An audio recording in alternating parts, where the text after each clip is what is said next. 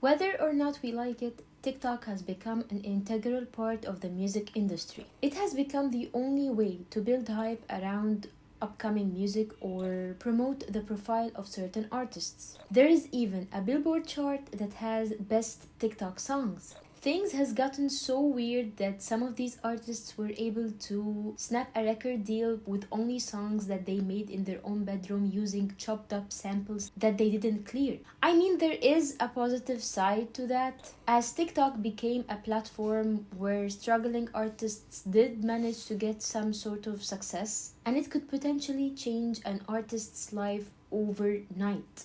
As through TikTok, you could reach an insane amount of people. This type of magic didn't exist in any other generation. However, record labels also caught a glimpse of that, and they started to exploit it. They used the virality of TikTok to market some up-and-coming artists, and this strategy succeeded in bringing us a ton of artists that experienced an insane growth in popularity since the rise of TikTok. I mean, Doja Cat's career completely took off after the dancing trend on Say So. The Kid Leroy with Stay, which has 7.1 million videos made on this song, and recently Tate McRae with Greedy, which became one of the biggest trends in 2023. These artists went from having no traction at all to headline in massive festivals. All of this because of their rise on TikTok. And there are thousands of examples of artists that rose to fame in this way. Lil Nas X, Yeet, Manskin. There is also these artists who already had a decent fan base, but they also resorted to TikTok to magnify the possibility of their music to reach wider audience. If you made it on TikTok, your song can become a global hit. An example of that is Dua Lipa's Levitating, which had a music video that was literally sponsored by TikTok.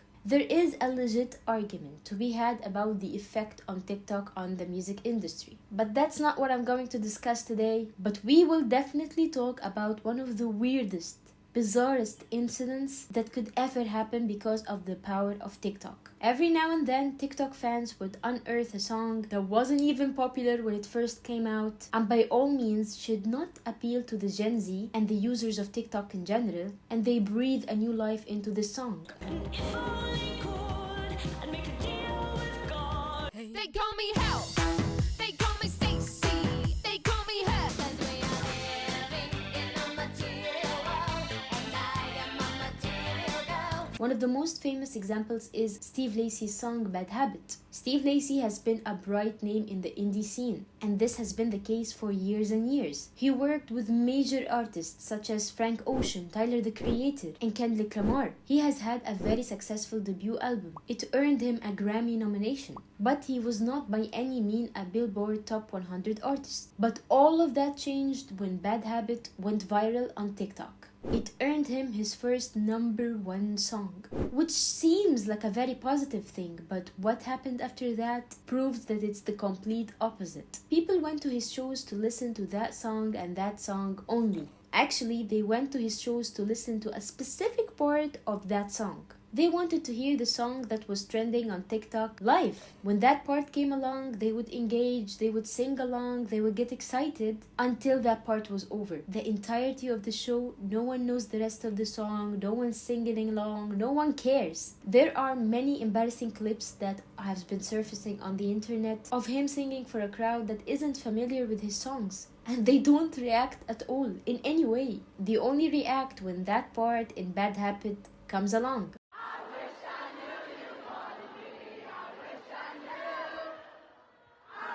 The way nobody sang the next verse embarrassing as.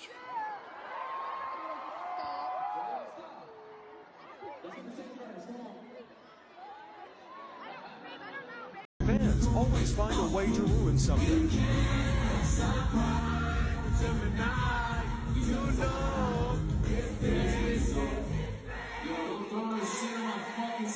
Please. That's easy.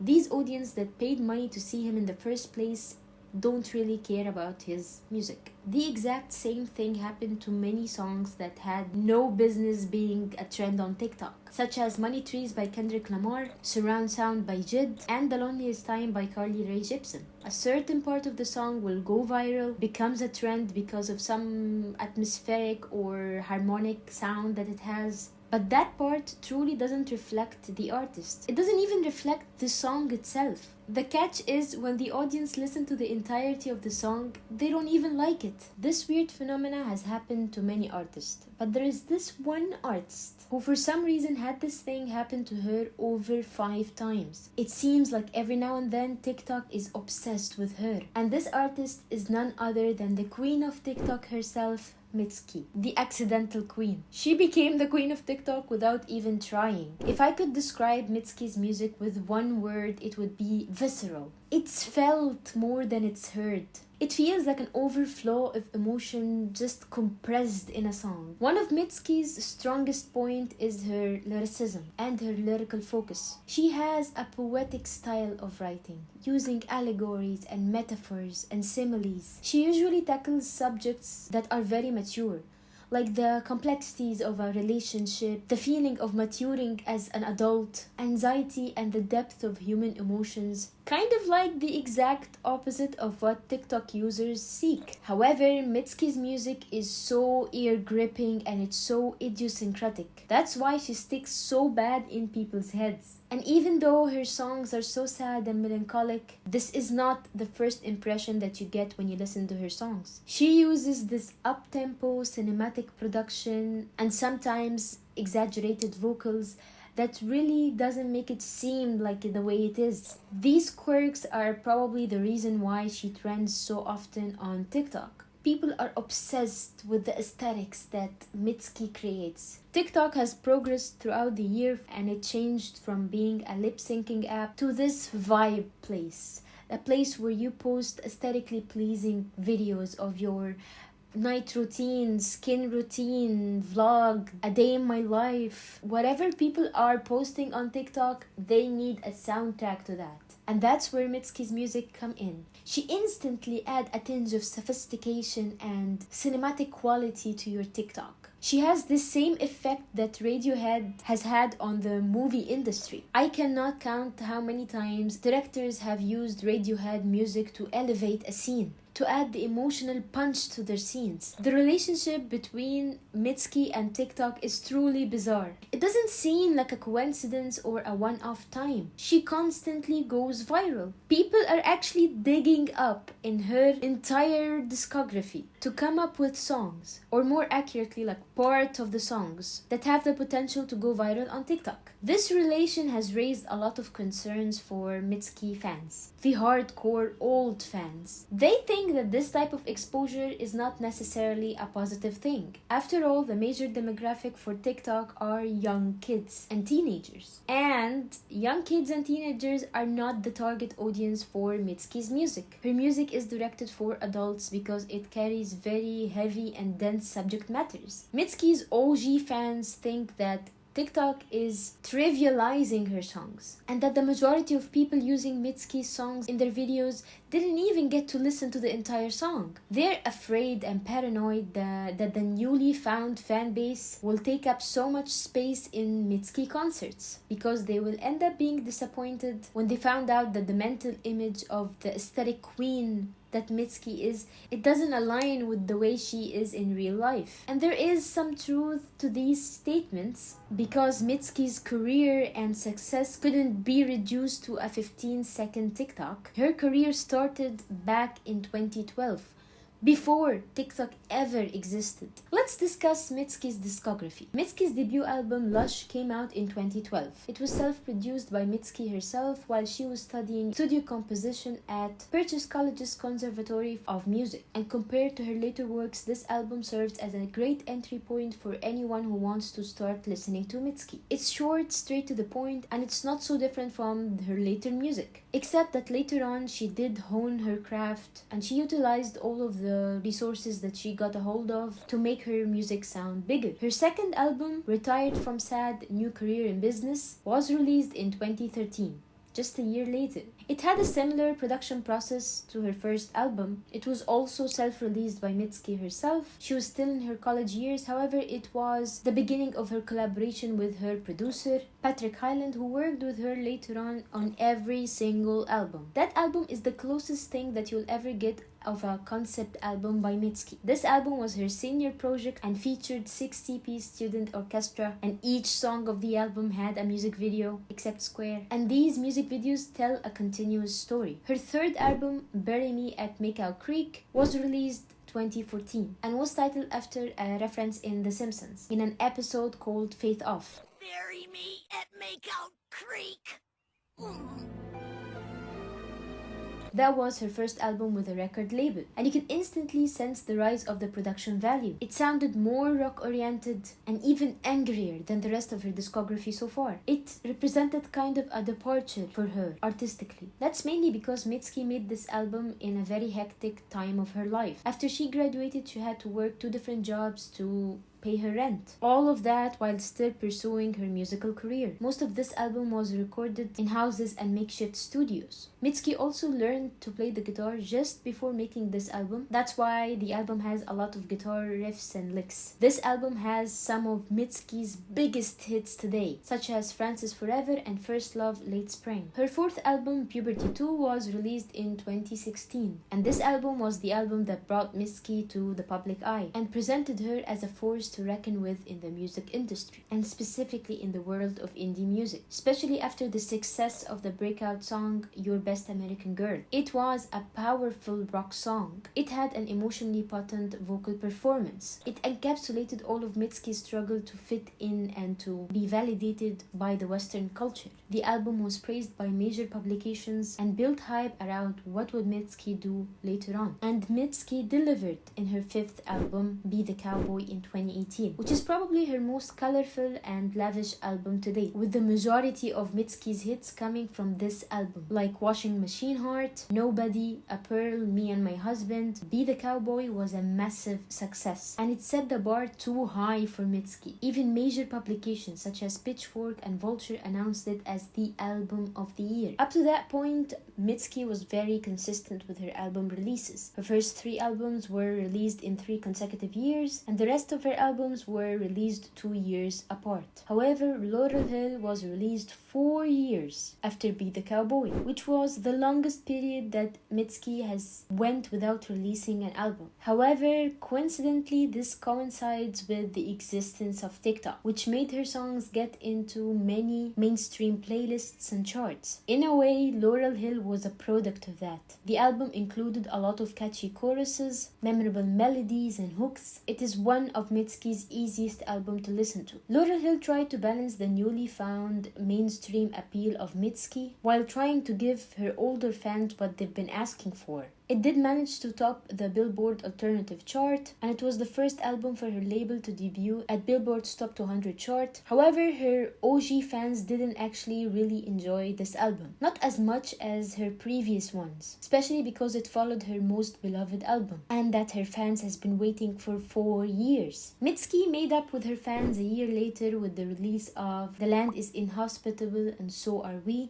excellent title, which is one of her most generous and dynamic albums to date. The album doesn't only represents Mitski returning to form, but it also paves the way forward. The album infuses a lot of genres such as country, folk, or even spaghetti western soundtracks. The magic of this album is that it doesn't want to be a spectacle. It's more subtle than her previous albums. It has many brilliant production moments, but it's not framed as a triumphant moment. It's left for the listeners to discover and build connection with. This album also gave us Mitski's most successful hit to date.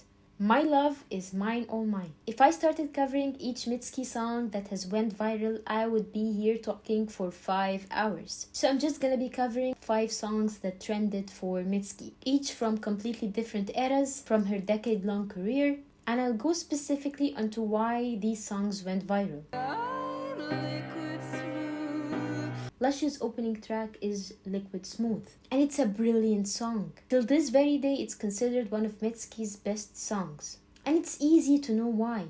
with its very, very, very catchy chorus. It has enchanting vocals and it sounds like a very emotional song. Just like Lush, Liquid Smooth is not as abstract as Mitski's later body of work. The lyrics addresses the way of perceiving women as objects, and they can only be valuable or worthy when they are at their prime. And in this song, Mitski invites the listener to see and experience her before her prime fades away, before she becomes worthless. This is probably why this song went viral on TikTok. People loved the dramatic aspect of it. They loved the crescendo towards the end. It sets the scene for the TikTok user to build tension in their video, to make their videos seem a little bit more sophisticated. There are no certain types of videos or dancing trends associated with this song, but it's typically used over dramatic videos where people feel inferior in an encounter, whether it's in an interview or a date. Generally a moment where they realize they are so insignificant. Even though Liquid Smooth was one of Mitski's earlier songs, it was not her first song to blow up on TikTok. Her first song was only a little song that had over 300 million streams on Spotify.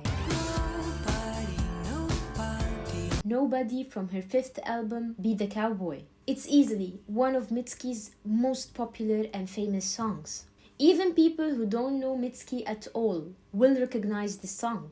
And that's because this song went viral at the height of pandemic and at the height of TikTok. People associate this song with the trend of running away from a toxic or a creepy person, a situation, or a moment. And at its core, this song is a hysterically sad song. It talks about feeling alienated and longing for some sort or any human connection. It doesn't talk about high school loneliness. No. It talks about being stranded in a foreign country with barriers between you and any other human being living beside you type of loneliness. The chorus represents a hysterical, disheartening outcry in a panic attack that has happened to Mitski, as she elaborated in the Genius interview about Nobody. It was literally me in a semi-fugue state on my hands and knees on the floor, just crying and just repeating the word nobody. And then, I don't know, I was like, let me use this pain and exploit it for my money. Although the chorus sounds upbeat and flowery and energetic, it is laced with this hysteria, which is why it gave these running away type of videos a manic episode edge to it and made them stand out.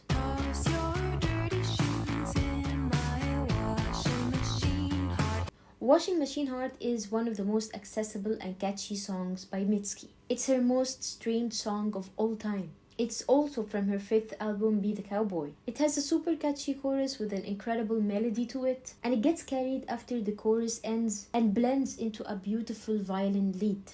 The whole song sounds like a heart pumping. The whole allegory of put your dirty shoes in my washing machine heart refers to the common habit of washing your shoes in a washing machine, which might damage the washing machine, and it keeps pumping inside it and it makes this scary sounds. We all did that. It's a risk, but we're all willing to take it. Many times it pays off. Your washing machine is fine, your shoes is all shiny and clean, and that's what Mitski is urging her lover to do. To indulge in a relationship with her, even though it feels wrong, even though it might hurt her and it might hurt her lover, even if it sounds horrifying like the shoe hitting the walls of a washing machine. But you can see the humanity in it. You can also see the toxic aspect of it. It can only be perceived as an emotionally traumatized person who wouldn't let his past ruin his perception of being in love. The kids of TikTok ate up the angst of this song, the moodiness of this song, and matched it with situations where you feel completely exposed in front of a stranger. And that's because both of you have the same mentality and past experiences. My baby, my baby.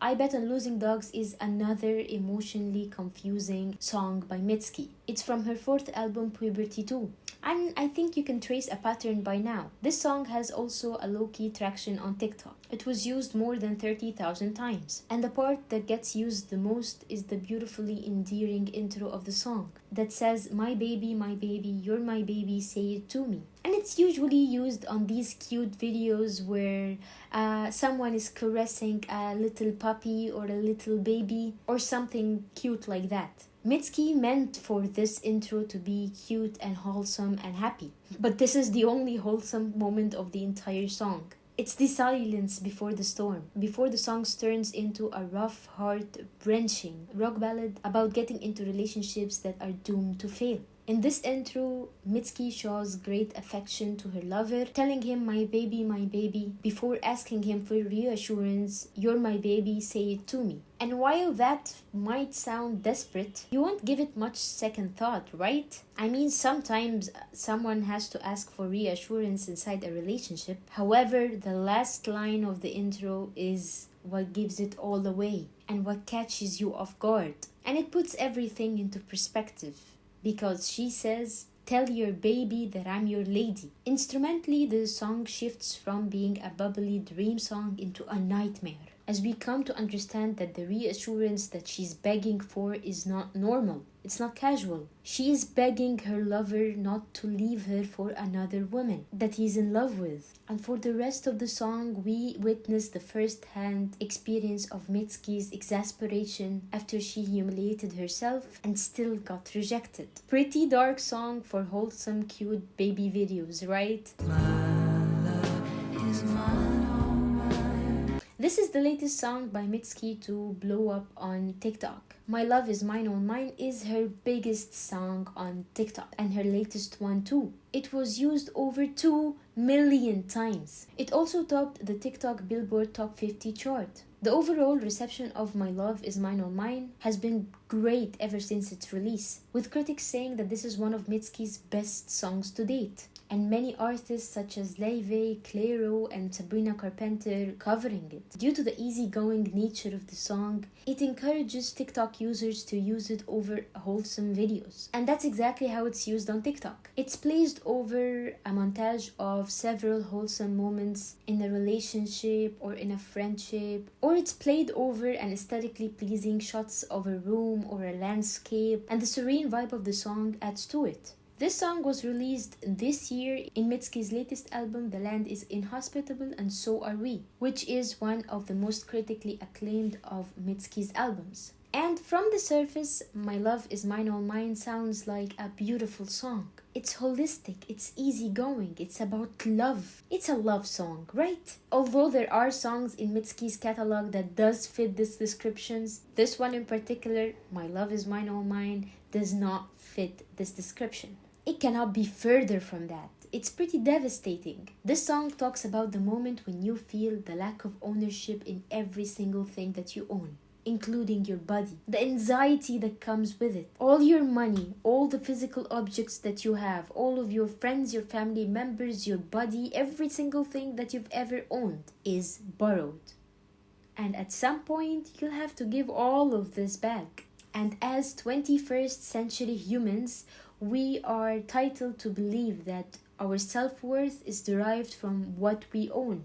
How much do we own? We derive our self-worth from material objects. And the anxiety that comes with the thought of the lack of ownership terrifies us. It makes you feel like nothing. My Love Is Mine on Mine serves as a mantra that could be used in these types of moments when you feel like you are nothing. Mitski is kinda relieving herself when she feels these types of feelings, that her love, her feeling of love, is hers, is the only thing that is truly hers, is the only thing that cannot be replicated.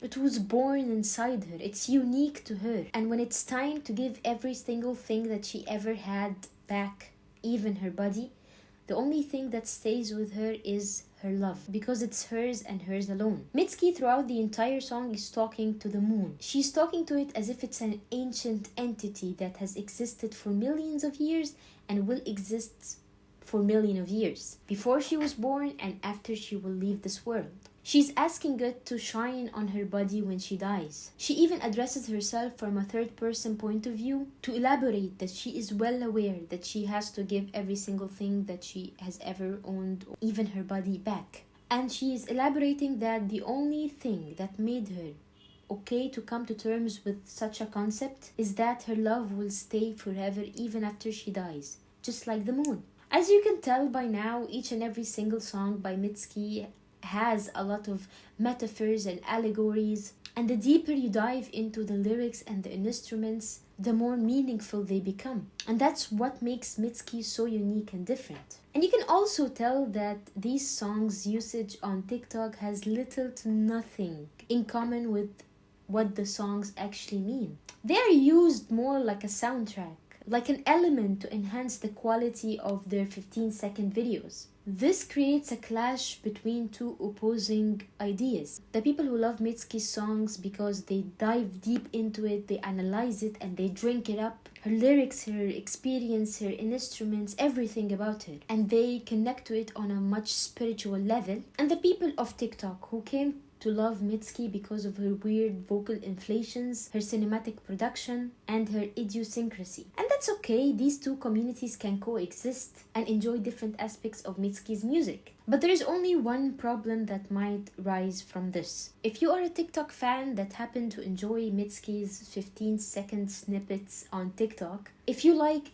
for example, I Bet on Losing Dogs, and let's say you wanted to go see her in a concert, you book the tickets, you go to the concert, you listen to I Bet on Losing Dogs. But then you realize that a 15-second snippet of this song is only the intro of the song, and the rest of the song is vastly different. Not only that, but after that, Mitski will perform 10 other songs that have not been trending on TikTok. TikTok fans have never even heard of. This phenomena can create an unhealthy relationship, like a parasocial relationship between Mitski and a portion of her fans, which tends to happen with a lot of artists who goes viral on TikTok. Again, we have Doja Cat, who openly admitted that she hates her fans. Navigating a situation like this could be challenging for artists because artists believe that any type of exposure is good exposure. Exposure is always a positive thing, right? Not really. You still want the fans to love your songs, to respect you as an artist, to want to listen to more of what you have to say. You want your fans to love your craft and look at it the same way that you do. You don't want your live shows to be filled with people who only sing along in 15 seconds of the show, and the rest of the show they are silent, they are bored, they don't care. You can lean into this exposure and try to please your newly found fan base, which means that you are going to compromise in your art, which also means that you will be losing some of your older fan base. You're risking your parasocial relationship with your fans, and if they don't like what you're doing, they will hate you, which is something no artists want. Mitski is one of the best artists that knew how to navigate this situation. She seems genuinely happy and excited because of all this newly found fan base. She's happy her music is reaching more people. She doesn't have any presence online, so she doesn't get to see the clashing between her two different fan bases. She's still doing the same thing that she has always done. She's not trying to appeal to a specific type of fan base because she knows that if you are a fan of her, you loved her because she's true to herself. And let's not forget that back in the day, artists used to hate their most successful song, their viral song, because of how many people came to their shows just to listen to that song, and they will completely disregard the rest of the show. Artists like Led Zeppelin, Nirvana, Radiohead with Creep, and many more were vocal about their despise for their biggest hit. Some even went to the extent of completely removing it from any live show. But the artists in this generation has got it worse, because the audience doesn't even know the whole song, only 15 seconds of it. And this is the reality of the situation that we're living in. Artists can have in their crowd fans that don't even know a whole song of theirs. They don't even like them, they don't even like their music. It's just fun to be in a Doja Cat concert. It's just fun to be in a Cardi B concert. But those same fans are the ones that are selling out the shows. There was a trend of like people running away from the camera while my song Nobody is playing. I don't understand what everyone's running away from. I don't think the song is that scary.